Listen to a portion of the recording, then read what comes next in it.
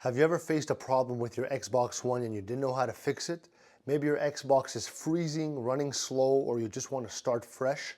So don't worry, in today's video I'm going to show you how exactly to do a factory reset on your Xbox One and get it running like new again.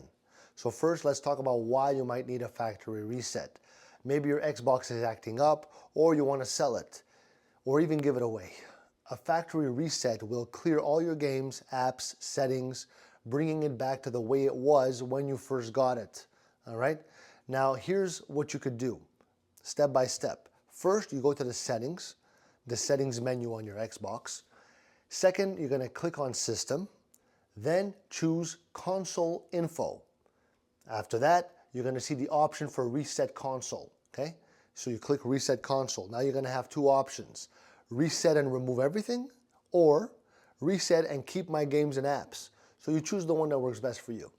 After resetting, your Xbox will be like new, ready for whatever you want to do next. All right?